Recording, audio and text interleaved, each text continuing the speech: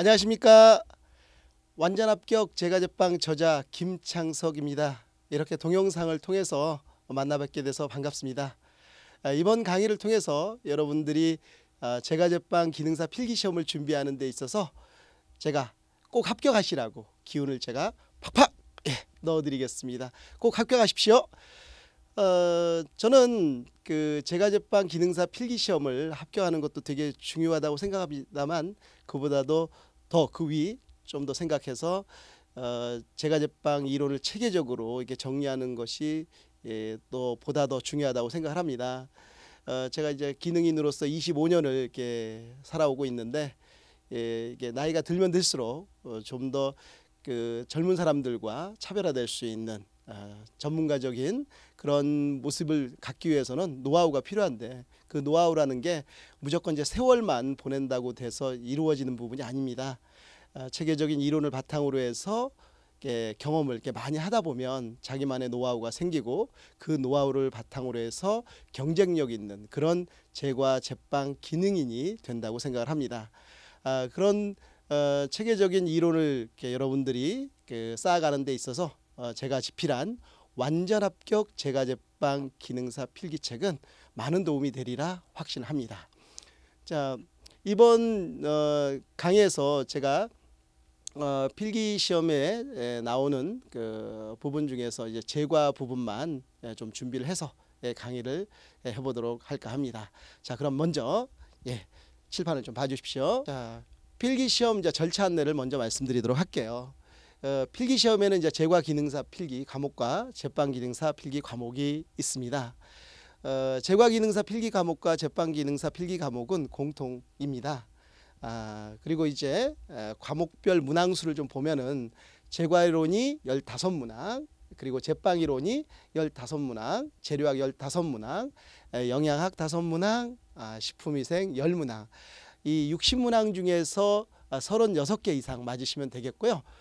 그리고 과락은 없습니다. 그래서 이제 36개 맞으시면 합격이 되겠어요. 그러니까 합격하는 것은 그렇게 이제 어렵지 않다고 생각을 하고요. 열심히 하시면 되겠습니다. 자, 그러면 제가 준비한 제과 이론 부분을 보시는데요.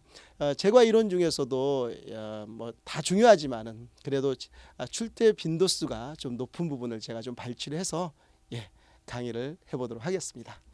첫 번째 과자의 개요가 되겠습니다. 과자라고 하는 것이 뭐냐, 빵과 과자의 차이점은 뭐냐, 이렇게 이제 제가 책에 이제 정리를 해놨죠.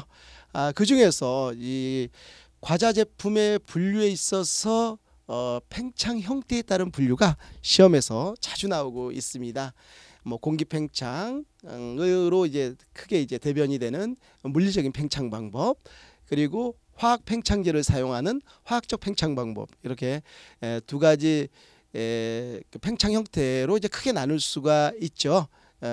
여기 이제 시험에서 자주 나오는 부분은 그러면 공기에 의한 물리적 팽창 방법에 의해서 만들어지는 제품에는 뭐가 있느냐와 화학적 팽창에 의해서 만들어지는 제품이 뭐가 있으며 이 중에서 뭐 같은 팽창 형태가 아닌 게 뭐냐라고 하는 그런 문제가 자주 나오죠. 관심 있게 제품들을 좀 보시면서 암기해 주시기 바랍니다. 세 번째죠. 세 번째 보면은 제과 시 이제 물리화학적 작용인데요.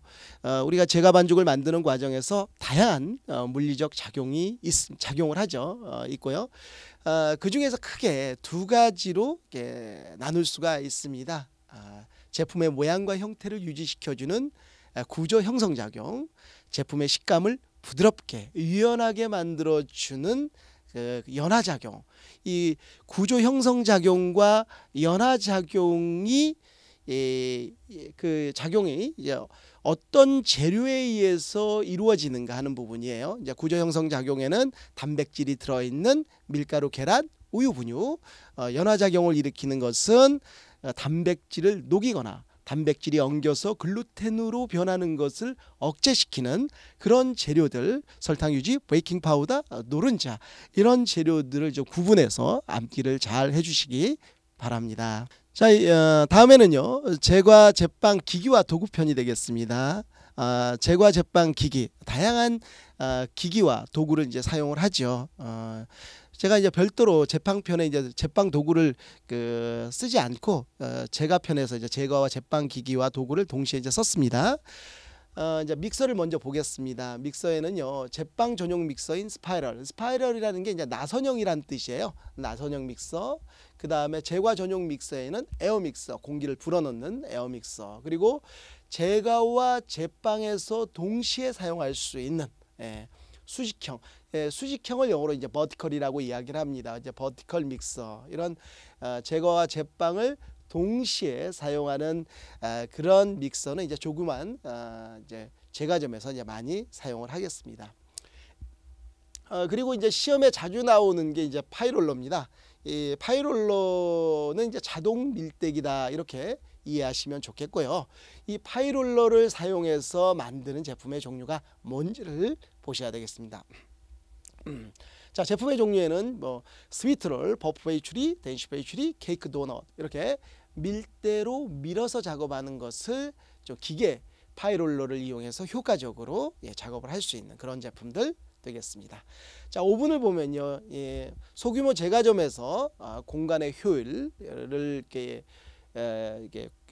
효율을 표현할 수 있는, 효율을 이렇게 나타낼 수 있는 그런 오븐, 이제 데크 오븐. 데크라는 게 단이라는 뜻이죠.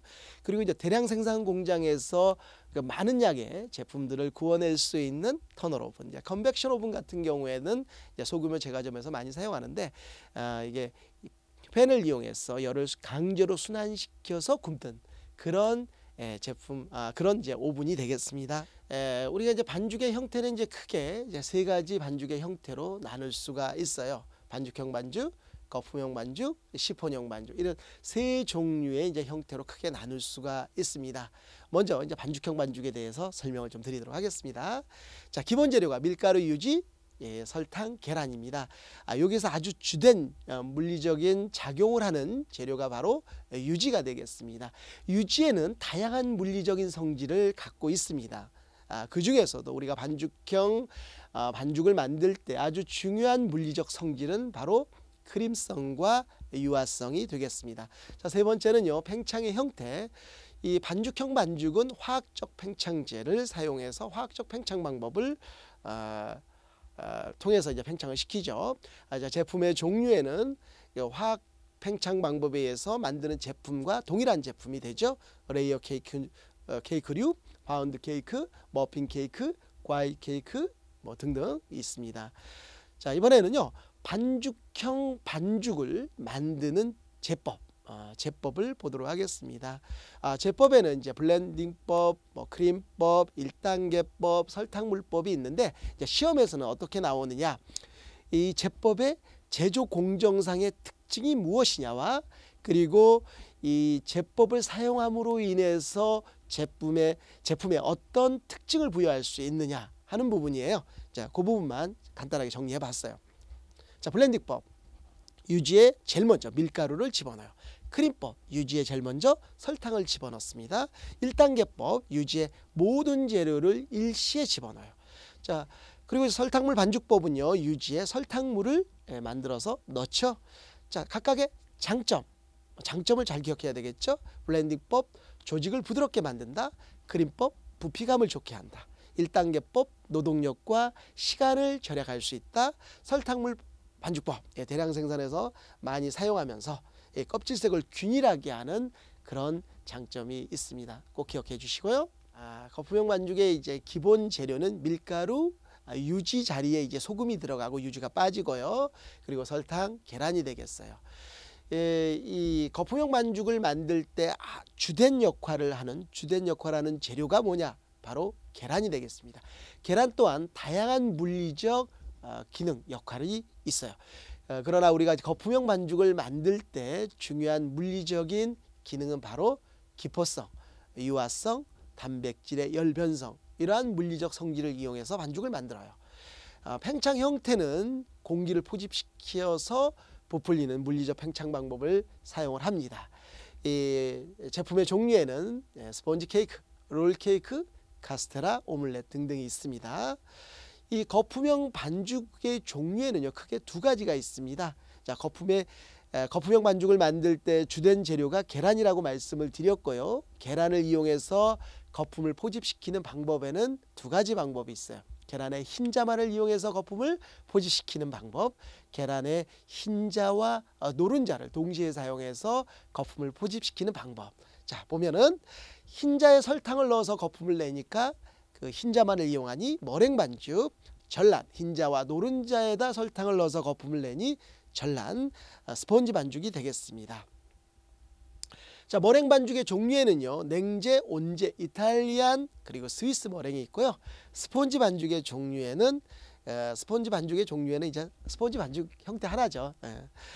이제 스펀지 반죽에 있어서 머랭 반죽과 차이점은 계란 노른자가 들어감으로 인해서 흰자 단백질의 신장성과 이제 부드러움을 부여해서 부피 팽창을 더 이렇게 증가시키고 그리고 질감을 좀 더 부드럽게 하는 그런 특징을 부여를 합니다. 스펀지 반죽의 제법과 특징을 보도록 하겠습니다. 이 제법은요, 이제 계란을 어떻게 이용해서 거품을 일으키느냐, 즉 계란을 흰자와 노른자를 함께 거품을 일으키느냐, 아니면 흰자와 노른자를 나누어서 거품을 일으키느냐, 아니면 계란의 모든 재료를 한꺼번에 집어넣고 거품을 일으키느냐, 이렇게 크게 세 가지로 나눌 수 있겠습니다. 자, 칠판을 보시면요, 자, 공리법은요, 전란 흰자 노른자에 설탕을 집어넣고 거품을 일으키는 방법이에요. 자, 그런데 여기서도 좀 더 세분화돼요. 이 전란을 데워서 할 거냐, 그냥 일상적인 실온에서 반죽 온도로 설정을 해서 만들 것이냐에 따라서, 그래서 43도까지 데우는 것을 우리는 더운 믹싱법, 그리고 일반적인 실온 온도인 22도에서 23도에서 거품을 일으키면 찬 믹싱 방법, 이렇게 이야기를 합니다. 다음은요, 계란의 흰자와 노른자로 나누어서 각각 거품을 일으키는 방법이에요. 이걸 이제 나눌 별자에서 변리법이라고 합니다. 단단계법은요, 우선 단단계법은 그 배합표상에 특징이 있습니다. 뭐 어떤 특징이냐면, 우선 많은 양의 베이킹 파우더와 유화제가 첨가가 돼야 되겠습니다. 그리고 믹서기의 힘이 좋아야 되겠습니다. 그리고 난 후에 이제 계란에 이제 모든 전 재료를 이제 넣고 믹싱을 해가지고 거품을 일으켜서 만들죠. 제노아즈법은요, 이 스폰지 케이크의 단점이 뭐 공기가 많이 들어가기 때문에 부피감은 상당히 좋은데 질감이 질겨요. 이러한 질긴 질감을 보완하기 위해서, 즉 부드럽게 하기 위해서 스폰지 반죽에다가 용해버터를 넣는 그런 방법이 되겠습니다. 제노아즈법. 그 다음에 이제 시폰형 반죽이 되겠습니다. 이 시폰형 반죽은요, 반죽형 반죽의 장점과 거품형 반죽의 장점을 이렇게 취합해서 만든 제조법이다, 반죽의 형태이다, 이렇게 생각하시면 되겠습니다. 자, 시폰형 반죽은요, 비단같이 부드러운 식감, 가벼운 식감의 제품이다, 이렇게 생각하시면 되겠고요. 반죽의 특징은 거품낸 흰자와 화학 팽창제로 부풀린 반죽이 되겠습니다. 시폰법이 있고요. 혹은 이제 변리법도 쓰긴 한데, 이제 요즘 시험에서는 이제 시폰법만 사용을 하죠. 시폰법의 특징은 반죽형 반죽 제조법의 블렌딩법과 거품형 반죽법의 머랭법을 함께 사용하는 제법이 되겠습니다. 시폰형 이 반죽으로 만드는 시폰 케이크의 특징은 식감에 있어서는 가볍고요, 질감에 있어서는 부드럽다라는 게 특징이 되겠습니다. 다음 장은 이제 제과 순서가 되겠습니다. 우리가 과자를 만드는 일련의 과정들을 한번 말씀드려 보도록 하겠습니다.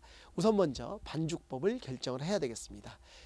그리고 배합표를 작성하고 재료를 계량하고 반죽을 만들고 정형과 패닝을 한 후 굽기 또는 튀기기를 해서 장식하고 포장하는 일련의 과정을 거쳐서 제품을 만들겠습니다. 반죽법에는 앞에서 말씀드렸듯이 반죽형 반죽, 거품형 반죽, 시폰형 반죽, 이 세 가지 반죽법을 결정하고 각각에 맞는 제조법을 결정하시면 되겠습니다. 배합표 작성은요, 베이커스 퍼센티지와 추루 퍼센티지가 있는데, 이 베이커스 퍼센티지는 여러분들이 이제 시험을 본다든지 지금 학원을 다니시고 계신다면 학원에서 사용하는 배합표 작성법이 되겠습니다. 자, 그러나 여러분들이 조금 더 합리적인 재료 관리를 원하신다면 여러분들이 이 추루 퍼센티지도 관심 있게 아셔야 되겠고요. 이 베이커스 퍼센티지를 추루 퍼센티지로 변환시켜서 관리하신다면 재료의 효율적인 관리가 이루어지겠습니다. 자, 우리가 이제 고율배합과 저율배합이라고 하는 편이 이제 나오는데, 이 편은 이제 시험에서 언급이 되기 때문에 여기다 집어넣습니다. 이 고율배합과 저율배합이라고 하는 것은 반죽형 반죽에만 해당되는 이론적 내용이라는 것을 염두에 두시면서 공부를 해주시면 좋겠습니다. 이 고율배합과 저율배합을 나누는 기준은 밀가루와 설탕과의 관계죠. 밀가루보다 설탕이 많으면 고율배합, 설탕이 적으면 저율배합. 자, 그것뿐만 아니라 설탕뿐만 아니라 이제 유지와 계란도 좀 고율배합은 더 많이 들어가고 상대적으로 저율배합은 좀 적게 들어간다. 이렇게 이해하시면 이 현상들을 잘 이해하실 수가 있겠습니다. 자, 현상에는 이제 믹싱 중에 공기 혼입 정도인데, 이 공기 혼입 정도는 계란과 유지가 상대적으로 조금 많이 들어간 고율배합이 공기 혼입이 많이 되겠습니다. 반죽에 공기가 많이 혼입이 된다라는 것은 비중이 낮아지고, 그리고 이제 공기가 많이 들어갔기 때문에 물리적인 팽창이 많이 일어나게 되죠. 그러니 이제 굳이 화학 팽창제를 더 넣을 필요는 없겠죠. 그래서 줄여주고, 이제 설탕이 많이 들어가는 고율배합은 굽는 온도를 좀 낮춰줘야 되겠습니다. 자, 이런 현상과 결과값을 좀 잘 암기하시고요. 자, 배합률에 따라서 굽기 방법 정리해봤습니다. 설탕이 많이 들어가는 것은 오버베이킹. 여기서 암기하기 편하게 가운데 오버타임 베이킹이라고 하면 참 암기하기가 편해요. 그러니까 오버타임, 장시간 굽는다. 그러니까 고율배합, 설탕이 많이 들어가면 낮은 온도에서 장시간 굽고요. 저율배합은 높은 온도에서 단시간 굽는다. 이렇게 암기하시면 되겠습니다. 다음 이제 반죽 만들기 편입니다. 우리가 이제 반죽을 만들 때는요, 크게 이제 4가지를 신경을 써야 되겠고요. 이 4가지가 시험에 나오고 있습니다. 첫 번째, 반죽의 온도. 두 번째, 반죽의 상태. 세 번째, 반죽의 되기. 네 번째, 반죽의 pH. 여기서 지금 이제 반죽의 온도를 이제 설명을 드릴 거고요. 이제 반죽의 상태라고 하는 것은 공기 혼입을 의미하는 거예요. 이제 공기 혼입 정도에 따른 반죽 상태의 변화. 그래서 이제 비중을 우리가 이제 공부하게 되는 거고요. 이제 반죽의 되기는 이번 장에서는 이제 이야기하고 있지 않지만은 레이어 그 제품에 보면 레이어 배합률 조절 공식이 있어요. 그게 반죽의 되기를 의미하는 거고요. 그 되기는 그 편에서 시험에 나오기 때문에 그쪽에다 정리를 해놨어요. 참고하시고요. 그 다음에 반죽의 pH, 요 3가지를 여기에서는 거론을 하겠습니다. 자, 첫 번째 반죽의 온도죠. 반죽의 온도는 반죽의 비중에 결정적인 영향을 미칩니다.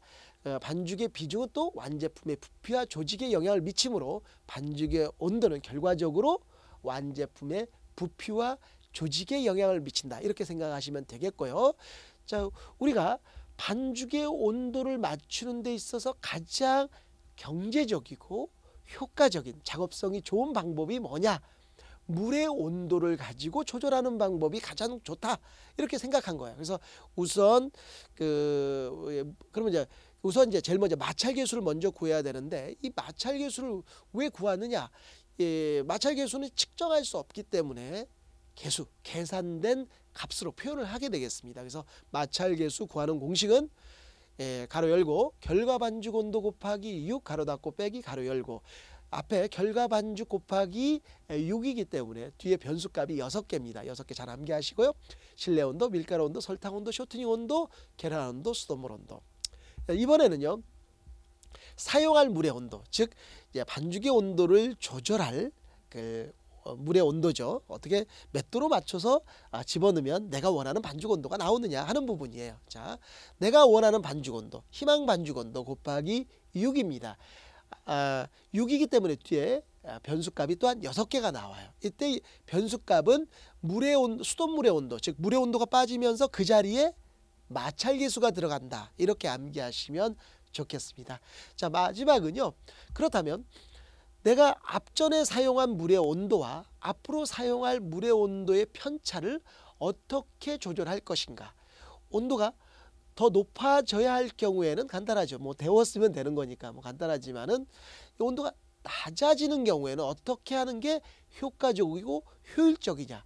여기에서 이제 생각하는 게 적정량의 얼음을 넣어서 그 얼음이 녹으면서 물의 온도를 조절하는 이런 방법을 가장 효과적이다 이렇게 생각을 하는 거예요. 그래서 계산 공식이 얼음 사용량은 80 플러스 수돗물 온도분의 사용할 물량 곱하기 수돗물 온도 마이너스 사용할 물의 온도, 이렇게 해서 이 계산 공식을 순서대로 또 암기하셔야 되죠. 마찰계수, 사용할 물의 온도, 얼음 사용량, 그리고 각각의 계산 공식도 반드시 암기하셔야 되겠습니다.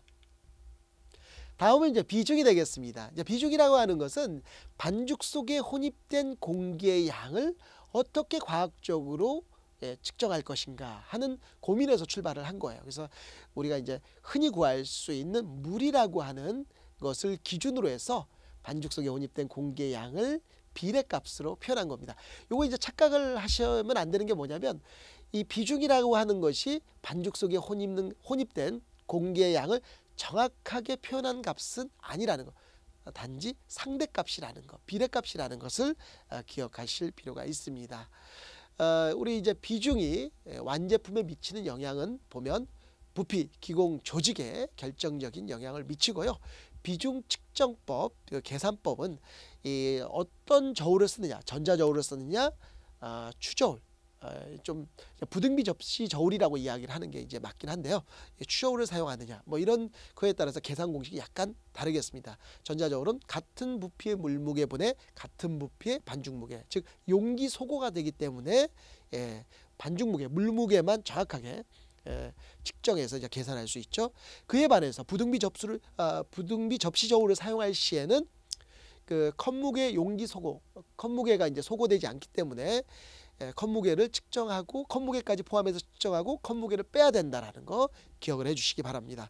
그래서 가로 열고 물무게 빼기 컵무게 가로 닫고 분해 가로 열고 반죽무게 빼기 컵무게 가로 닫고, 자 이렇게 구분해서 기억을 하셔야 되겠고요. 자, 이번에는요 반죽의 pH입니다. pH 하면 좀 더 공학적으로는 수소이온 농도다 이렇게 정의할 수 있긴 하겠지만, 요리사의 관점에서는 이 pH라고 하는 것은 우리가 사용하는 재료의 신선도를 나타내는 것이다, 이렇게 이해하시면 아주 정확하겠습니다. 그래서 재료가 신선하냐 그렇지 못하느냐 하는 부분이 되겠고요. 내가 제가 제품을 평상시대로 계속 만들었는데 어느 날 갑자기 제품이 안 나와요. 이유를 모르겠어? 그렇다면 pH에 문제가 있을 것이다, 이렇게 생각하시면 정확하겠습니다. pH라고 하는 것은 다시 한번 수소이온 농도를 의미하는 거지만 우리 조리사에게는 신선함의 정도를 나타내는 과학적인 수치값이다, 이렇게 이해하시면 좋겠어요. 시험에 자주 나오는 부분을 간단하게 정리해 봤습니다. 산도가 가장 높은 제품 엔젤 푸드케이크, 알카리도가 가장 높은 제품 데블스 푸드케이크와 초콜릿 케이크. 자, 정상적인 제품의 pH보다 지나치게 pH가 낮아 산성인 경우, pH가 높아서 알카리성인 경우 완제품에 미치는 영향이 이렇습니다. 자, 산성만 이야기해 볼게요. 알카리성은 그 반대이다, 이렇게 생각하시면 되겠죠. 자, 산성인 경우 기공이 너무 곱습니다. 껍질색이 너무 여려요. 향이 연하고 맛은 시고요. 완제품의 부피가 빈약하다라는 게 특징적 현상이 되겠고, 그 반대로 알카리성을 이해하시면 되겠습니다. 자, 그렇다면 지나치게 pH가 낮았다 이러면 높이는 방법은 어떤 방법이 있느냐? 중조를 사용하면 되겠고, 반대로 pH가 지나치게 높아졌다 이러면 pH를 낮출 목적으로 주석산 크림을 사용하시면 되겠습니다. 자, 재료의 적정 pH라고 제가 이제 세 가지 정도를 이렇게 적어놨는데, 요거는 이제 시험에 자주 나오는 부분이기 때문에 적어놔봤습니다. 박력분 pH 5.2, 흰자 pH 8.8에서 pH 9, 그리고 우유는 pH 6.6. 우유 제품으로 만드는 분유도 마찬가지로 pH 6.6 꼭 암기해 주시기 바랍니다. 이번에는요, 성형과 패닝에 대해서 보도록 하겠습니다. 자, 우리 제과에 있어서 성형은요, 그게 짜내기, 짤주머니를 이용하는 거죠. 찍어내기, 성형기로 찍어내는 거죠. 접어 밀기, 밀어서 접기, 뭐 패닝, 이런 방법을 가장 많이 쓰고요. 이 중에서 가장 많은 방법이 이제 패닝이 되겠습니다. 패닝할 때 그 패닝의 펜에 적합한 반죽의 패닝량을 구하는 반죽 무게 공식을 관심 있게 봐주시기 바랍니다. 자, 반죽 무게는 비용적 분의 틀의 부피, 틀의 부피를 비용적으로 나누면 반죽 무게를 산출할 수 있다. 자, 틀의 부피를 이제 계산하는 문제 중에 원형 펜과 뭐 이게 윗면과 밑면이 다른 사각틀, 이런 이제 경사진 사각틀, 요 최적 구하는 문제가 나왔죠. 잘 보시고 암기해 주시기 바랍니다.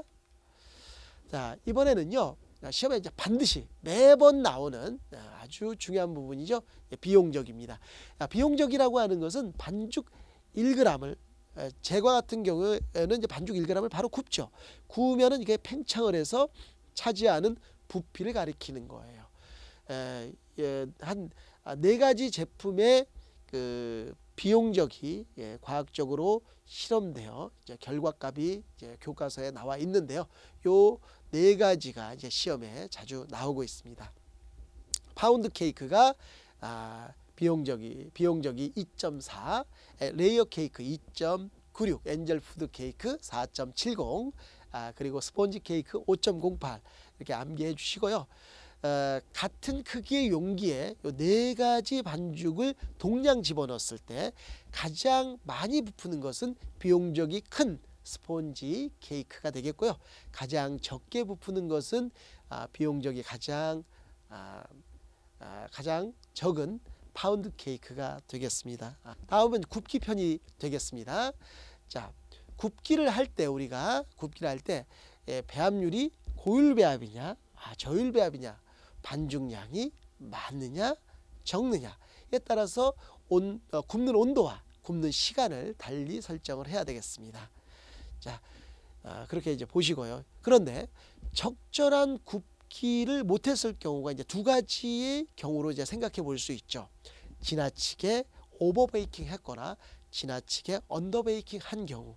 자, 어떤 현상이 생기는가 완제품에 보도록 하겠습니다. 자, 오버 베이킹, 너무 낮은 온도에서 오래 구웠어요. 그러면 윗면이 평평해지고 조직은 좀 부드러우나 수분 손실이 커지는 그런 문제가 발생되겠습니다. 이에 반해서 언더 베이킹, 높은 온도에서 너무 이제 단시간 구웠어요. 이러면 가운데가 설이 익을 수 있고요. 윗부분이 갈라질 수 있고, 설이 익었기 때문에 주저앉을 수도 있고, 그렇습니다. 그래서 이런 특징을 암기해 주시기 바랍니다. 다음은 이제 튀기기가 되겠습니다. 우리가 굽는 제품과는 다르게 또 반죽을 튀김으로써 독특한 우리가 식감을 얻을 수가 있죠.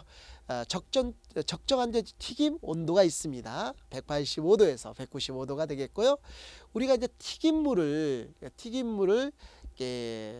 뭐 설탕이라든지 여러 가지 이제 설탕 관련된 이제 토핑물로 이렇게 더 씌운 다음에 놔두면 잘 타이밍을 잘 맞춰서 아이싱을 한 경우에는 이제 별 문제가 없겠지만, 잘못 타이밍을 못 맞춰서 아이싱을 하는 경우에 이 발한 현상이 발생합니다.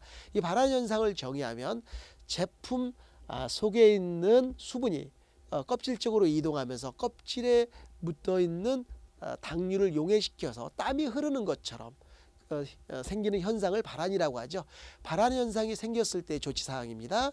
도넛 위에 뿌리는 설탕 사용량을 늘리거나, 충분히 식히고 나서 아이싱을 하거나, 튀김 시간을 늘리거나, 그리고 접착력이 좋은 튀김 기름을 사용하거나, 그리고 도넛의 수분 함량을 21에서 25%로 맞추거나, 이렇게 발한에 대한 조치를 할 수 있겠습니다. 다음으로는요, 완제품에 대한 장식 및 충전 마무리가 되겠습니다. 자, 먼저 이제 아이싱인데요. 아이싱이라고 하는 것은 완제품의 윗표면에 덧씌우거나 혹은 덧씌우는 행위를 가리키는 거죠.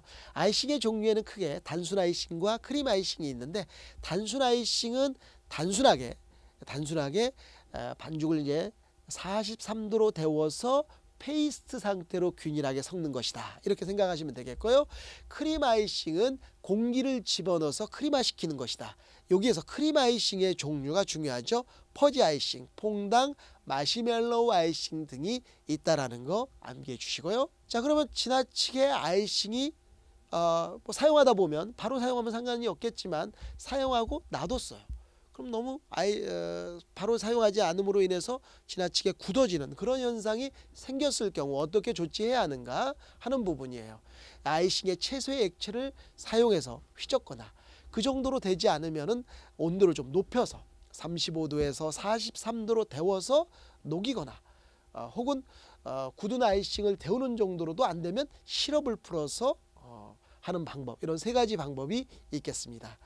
그리고 이제 아이싱의 끈적거림을 방지하는 조치에는요, 젤라틴이라든지 식물성 검 같은 안정제를 사용하거나 전분과 밀가루 같은 흡수제를 사용해서 조치를 취할 수 있겠습니다. 다음 이제 머랭의 종류인데요. 머랭에는 냉제 머랭, 온제 머랭, 그리고 스위스 머랭, 이탈리안 머랭 등이 있습니다. 자, 냉제 머랭은요, 실온이라고 하는 것은 뭐 20에서 24도 사이를 가리키는데, 그런 실온에서 머랭을 만드는 게 되겠습니다. 그래서 흰자 100에 설탕 200을 집어넣고 거품을 올리다가 그 주석산이라든지 소금을 집어넣어서 안정화시키는 그런 방법이 되겠습니다. 온제 머랭 같은 경우에는요, 그 43도로 설탕과 흰자를 중탕으로 데운 후에 거품을 일으키는 방법이 되겠고요. 거품이 다 일으키고 난 후에 한 20% 정도의 분설탕을 집어넣어서 안정화시키는 것으로서 이 온제 머랭을 가지고 우리가 이제 그 공예과자라든지 세공품을 만들 수가 있겠습니다. 이번엔 스위스 머랭입니다. 스위스 머랭은 이렇게 기억하시면 되겠습니다. 스위스 머랭은 온제 머랭과 냉제 머랭을 혼용해서 만드는 머랭 제조법이다, 이렇게 생각하시면 되겠고요. 다음으로 이제 마지막으로 이탈리안 머랭이 되겠는데요. 이탈리안 머랭을 다른 말로 시럽 머랭이라고 이야기를 합니다. 그러니까 그 설탕량의 일부를 떼어다가 그 설탕량의 한 30% 정도의 물을 집어넣어요. 그리고 114에서 118도로 끓여서 이제 시럽을 만든 후에 그 나머지 설탕과 흰자로 이제 머랭을 만들면서 그 머랭에다가 뜨거운 시럽을 넣어서 만드는 머랭법이 되겠어요. 이탈리안 머랭법. 이탈리안 머랭을 가지고 이제 우리가 만드는 것의 대표적인 제품이 이제 무스나 냉과류가 되겠습니다. 혹은 케이크 위에다가 이탈리안 머랭으로 장식을 하고 난 후에 토치를 가지고 그을려서 케이크를 장식하는 그런 방법 등도 있습니다. 자, 여기까지가 제가 준비한 강의 내용이 되겠습니다. 아무쪼록 제과제빵 기능사 필기시험 합격에만 만족하지 마시고요. 여러분들이 제과제빵의 체계적인 이론을 정립하는 그런 시간이 됐으면 합니다. 제가 강의를 좀 오랫동안 해왔는데요. 우리가 자격증을 취득하는 이 동안이 이론 공부를 좀 많이 하는 시기가 되더라고요. 자, 그리고 난 후에 뭐 제과장이라든지 혹은 오너 셰프가 됐을 때 이제 더 공부를 하게 되긴 하겠지만, 그래도 우리가 이제 제과장이라든지 오너 셰프 되기 전까지 많은 경험을 쌓게 되는데, 이때 여러분들 제가 제빵 기능사 필기시험을 준비하는 과정에서의 이론 공부가 커다란 도움이 돼요. 앞에서 말씀드렸듯이 노하우를 만들어가는 커다란 틀이 되고 사고의 체계가 됩니다. 열심히 하셔가지고 제과제빵 기능사 자격증 꼭 따시고요. 그리고 체계적인 이론 정립도 같이 하시기 바랍니다. 감사합니다.